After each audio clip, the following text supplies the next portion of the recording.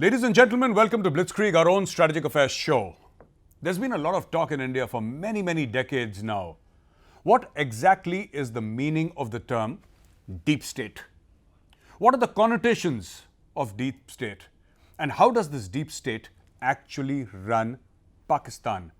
Does it flow beyond the borders of Pakistan? Or is it limited to Rawalpindi, Lahore, and Islamabad? Today we have a very special guest with us. We have Professor Madhav Nalapat, who is the Manipal Advanced Research Group Vice Chairman. Sir, Jai Hind, and a very warm welcome to our show. Thank you. Professor Nalapat, my first question to you is, sir, what is the deep state that all of us talk about? Everything in Pakistan is attributed to the deep state. This is the deep state, and this is the work of the deep state. And even the Pakistanis talk about the deep state more than the Indians do. What exactly is the deep state, sir? Well, Gaurav, you have two sets of activities in a country such as Pakistan. On the one hand, you have the activities on the surface, and this is the information that is given to the IMF. It is given to countries. It is given to the outside world. On the other hand, you have a lot of activities that take place in deep secrecy. And this, in fact, is the significance of the deep state, because these are people involved in matters of the deepest secrecy. Now, you can have secrecy related to national security. Every national security system in the world has to operate with some degree or the other of secrecy. But in the case of Pakistan, let us not forget that they are actively involved in terror operations across the world. They help, for example, the United States in Iran. They may be helping Iran somewhere else. They help, I'm certain, China in India. They help certain other countries in Europe. So they help certain other countries which are now not at all friendly with the United States in the US almost certainly, which is why you have got a Pakistani fingerprint on several of the terror operations that have been busted by Homeland Security and FBI there. So essentially, we are talking about the narcotics industry. We are talking about the Hawala industry.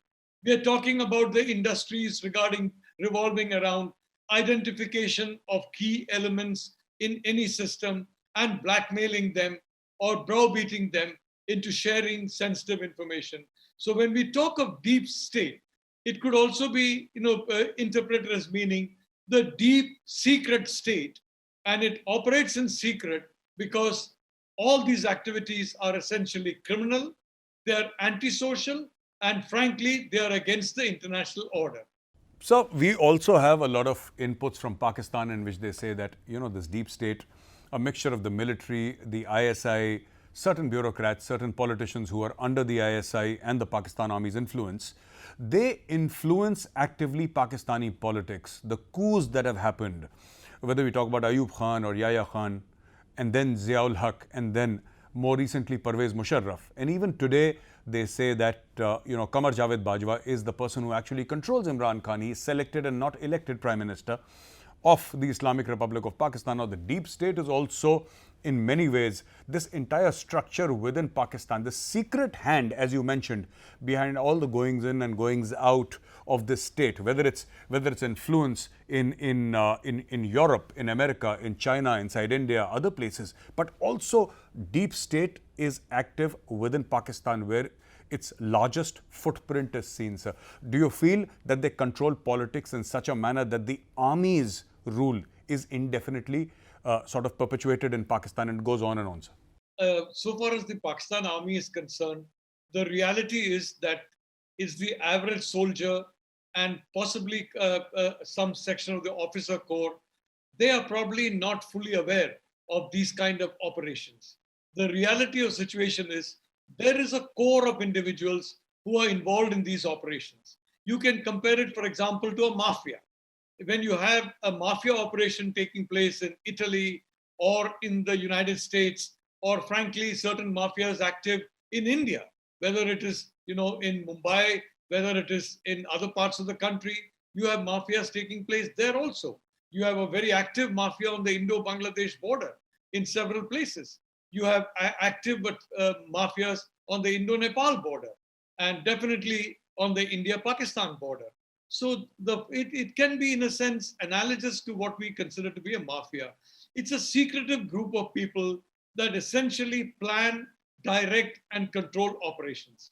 Now, people can be full members of the deep state, or they could once be a member, but they could be out of the deep state.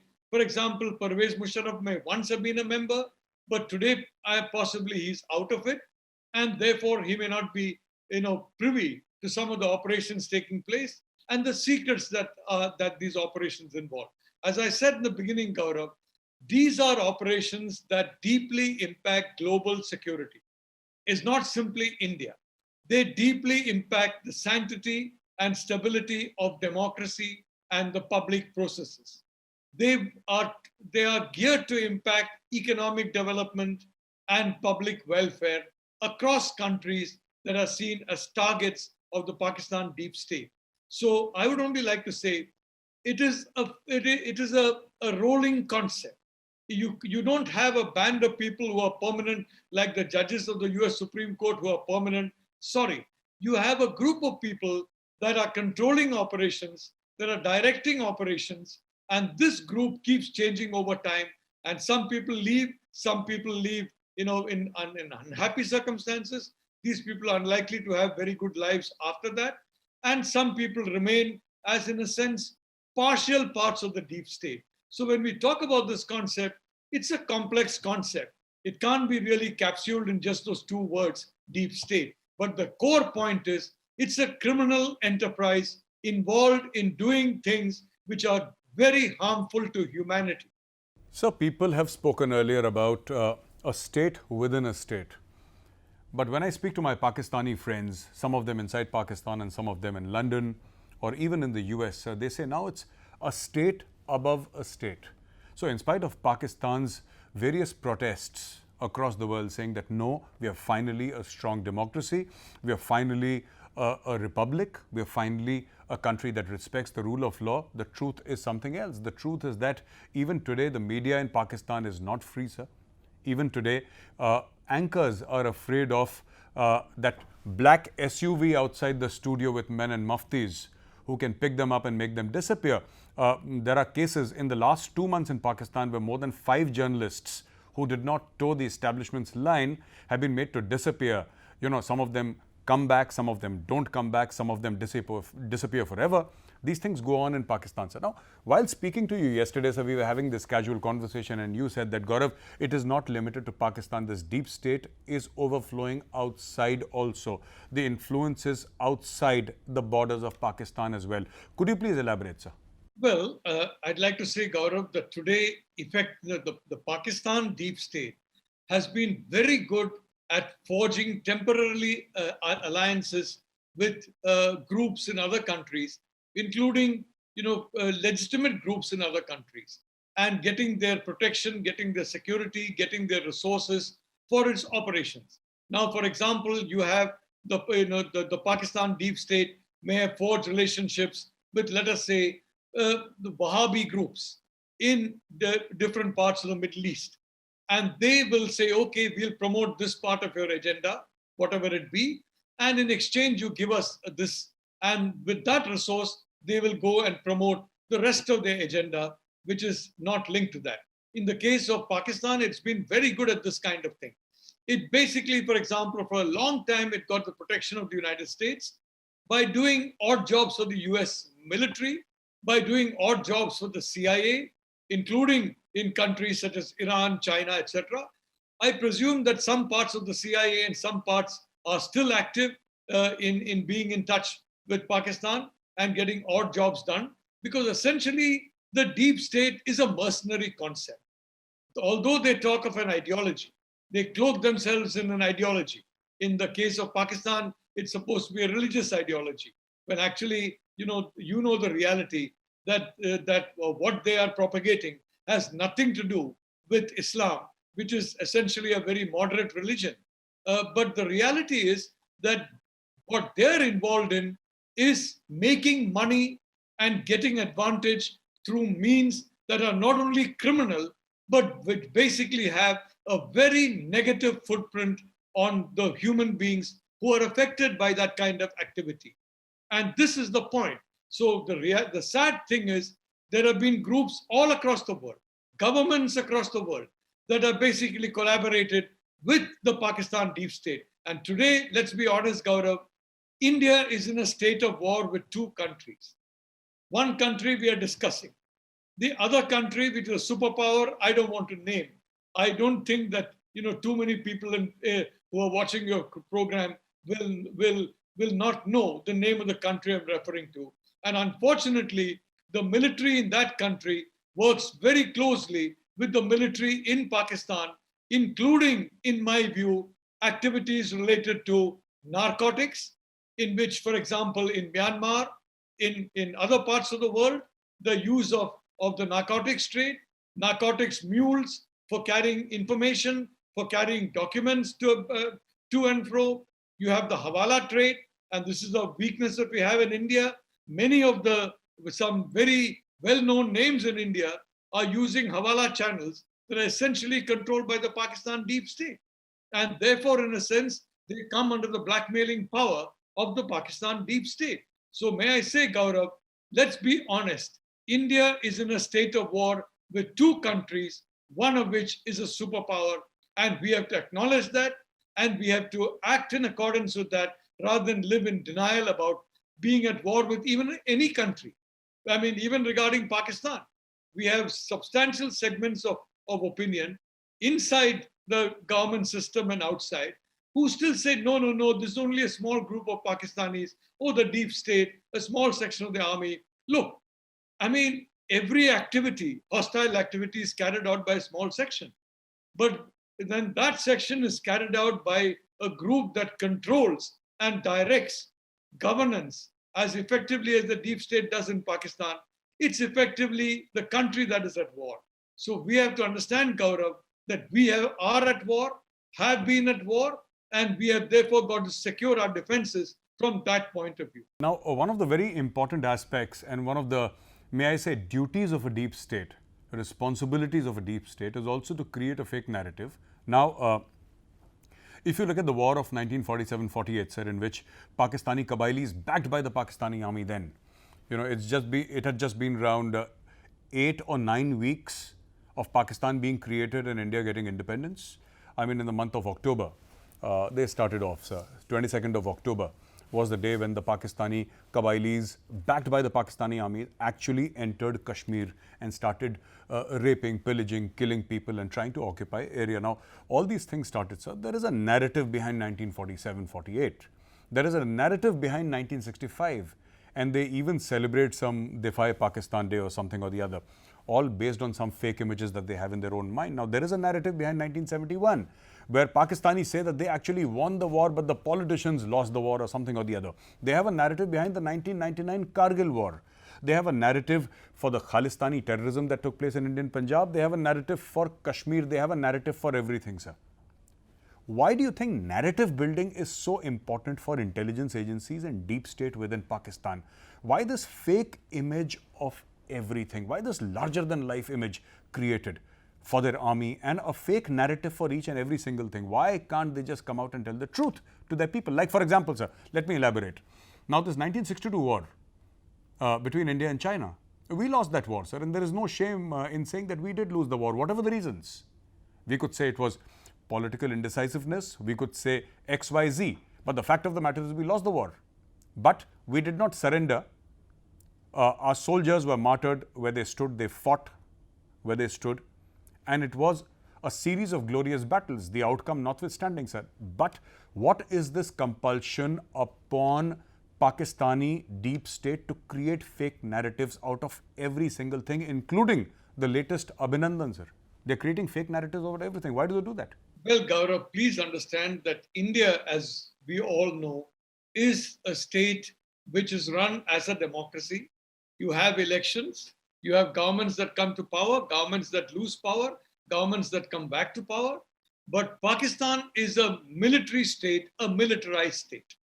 When you put the military front and center in policy, and I'm a little worried because a neighbor of India seems to be putting its own military front and center in its policy.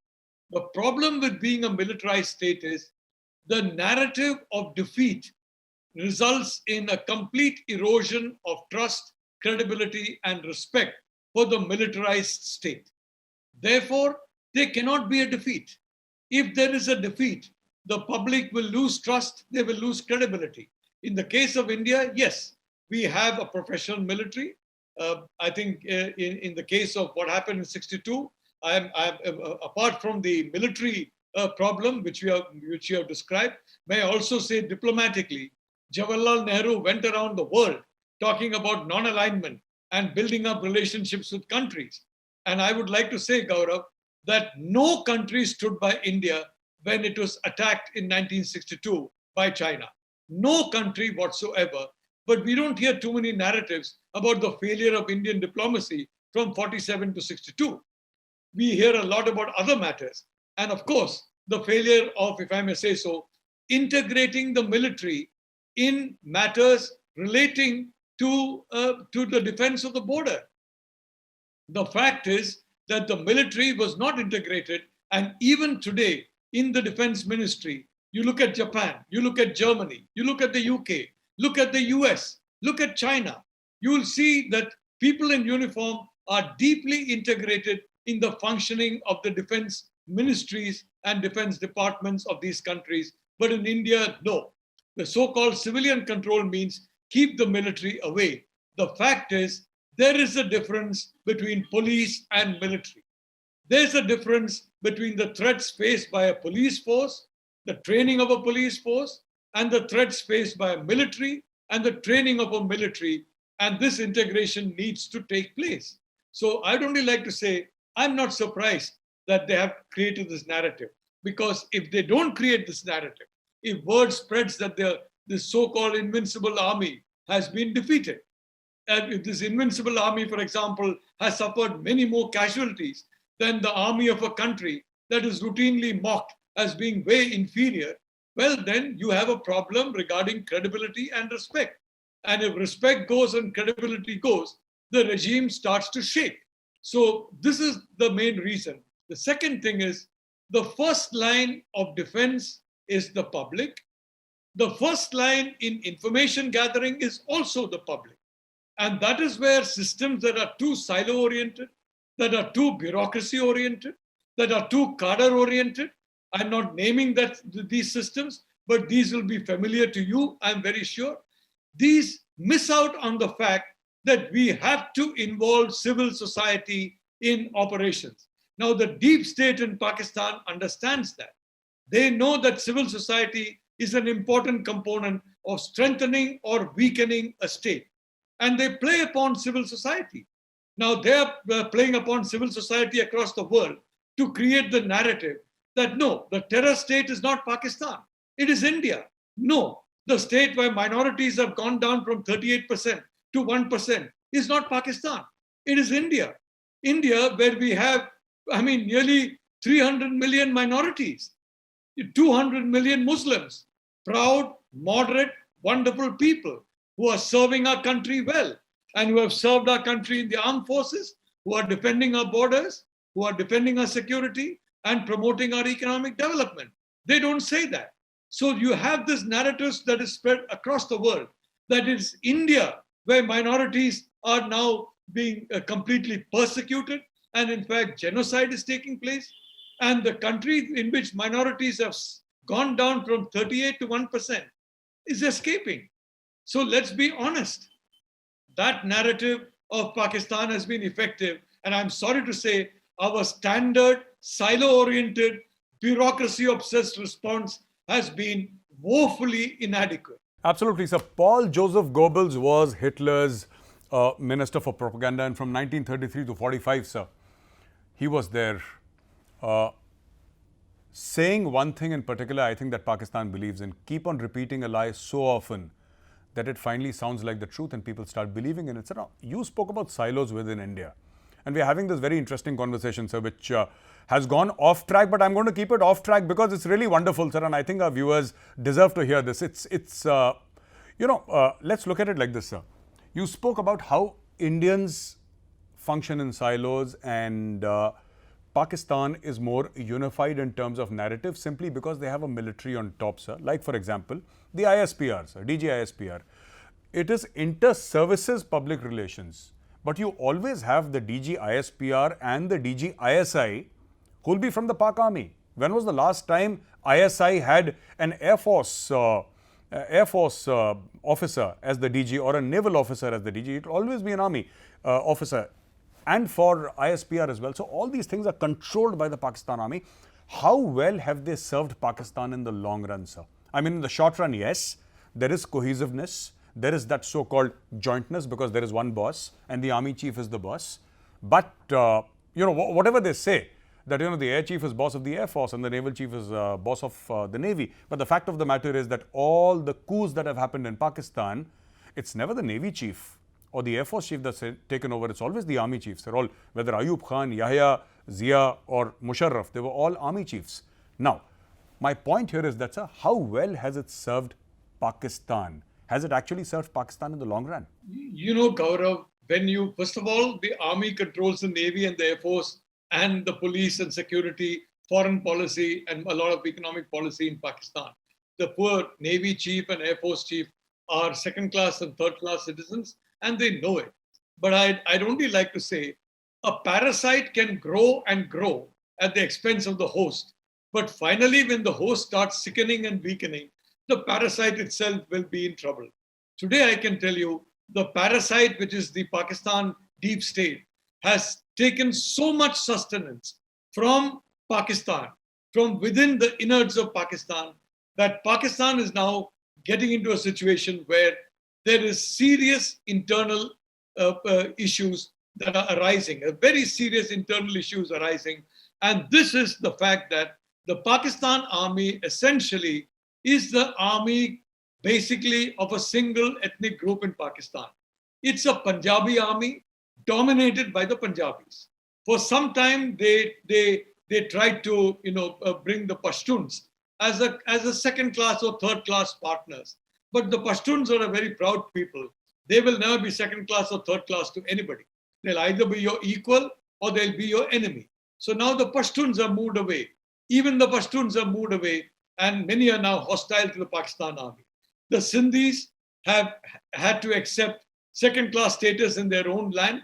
Now you're seeing, for example, 2 islands have been separated from Sindh province and they handed over to a different country. I mean, forget about Pakistan, they handed over to a different country. Balochistan as essentially a colony. And I'm sorry to say, India had an opportunity of ensuring that Balochistan become part of the India. It failed. It had a chance for POK. It completely failed. So I'd like to say, Gaurav, that I am very clear that Pakistan and the way Pakistan is suffering as a consequence of the deep state, the way fundamentalism is growing, the way the knowledge economy cannot prosper when you have a climate of fear, when you have a climate, as you said, whether it's now it may be a red SUV or a white SUV more than a black SUV, when you have a climate of SUVs, when you have people being thrown into jail, basically because they're inconvenient to some politician or official or military officer, I can tell you, you can't have a flourishing knowledge industry. Having said that, Gaurav, let's go back to our own country, the world's biggest democracy. Till today, I can tell you, we have not worked out an alliance system with our fellow democracies like the United States, etc. Till today, the Quad is still kept as an amorphous concept. Till today, I mean, long back, if you remember in 2011, I connected the dots regarding the mysterious deaths of so many people involved in the nuclear and space industry in India. And I found these are all unsolved murders. And in many of them, you had people who were very happy committing suicide. You had people who had no financial problems committing suicide. You had accidents in near railway tracks where people never used to go to that particular area. When you connected the dots, it became clear that there was a hostile player taking out these people one by one by one by one. Now, I was given this information on the express ground that I will never reveal the names of the 2 countries that were involved in this, and I'm not going to do that now. But I'd only like to say, after that article appeared, not a single individual suffered after that? Nobody. There were one or two cases of natural death, but the huge number of cases completely stopped. So my point is, we have to connect the dots. We are losing high performance aircraft. We are losing nuclear submarines. We had a power outage in Mumbai, the heart of India's economy. Now, are we sure it is not created either through deliberate sabotage by individuals, a handful of individuals, or it is not done through the computer systems? We do not know. But my point is, we have to have a security consciousness across the country, and this has got to be the consciousness of a country at war. What I like about you, Gaurav, you know India is at war, and you have been basically giving the message of India is at war. I'm sorry to say, 90% of the people I meet, including in responsible positions, are still not aware that we are at war and we have been at war for decades. Sir, my last question to you. Is a stable, thriving democracy in Pakistan, sir, a stable, thriving democracy, is it a danger to the Pakistani deep state? Look, the two can't go together. But I would only like to say the way Pakistan is developed, in my view, a stable Sindh, a stable Balochistan, a stable Pashtunistan, possibly within a loose federal formation, possibly, I don't know. But or as independent locations, that is the only way you're going to get prosperity there. Because the reality is the military will not go from power unless it is terribly defeated on the battlefield. And this is where a global alliance against extremism and against authoritarian hegemony comes in. If this military is comprehensively defeated, I can tell you it will collapse. And we could have had that opportunity, for example, in Bangladesh. If we had put 100 Pakistan generals and majors and colonels on trial for human rights violations, we would have created tens of thousands of pages of copy about their human rights violations, and which would have been impossible to hide. In Kargil, we allowed them an escape route. Bill Clinton put pressure on India, and they said, now allow these guys to escape. Our military was told to allow them to escape. Mr. Vajpayee, in his infinite generosity, allowed them to escape. They immediately concocted this nonsense that actually we were actually winning, but Nawaz Sharif has pulled us back. Look, the fact is that the deep state is an enemy, most of all, of the people of Pakistan. And in my view, the individual ethnic groups in Pakistan have to have the self-respect, democracy, and rights that they deserve. And I think India should be front and center in supporting those rights. Thank you very much for joining us today, sir. Ladies and gentlemen, with Professor Madhav Nalapat, he spoke about a lot of issues specifically pertaining to the deep state in Pakistan. And he says that this is a sort of a structure that controls politics in Pakistan, controls the army, the intelligence services, and not just the army and intelligence services. Professor Nalapat says they control foreign policy of Pakistan, specifically with regard to India, India's neighbors, America, etc. And India, on the other hand, tends to work in silos, which it should not. If you have to confront the enemy, you better be prepared and you better be together as one. There is room for jointness. There is no room for silos. Thank you again for joining us. I'll see you next week with another special guest on Blitzkrieg. Till then, from my team and I, Jai Hind.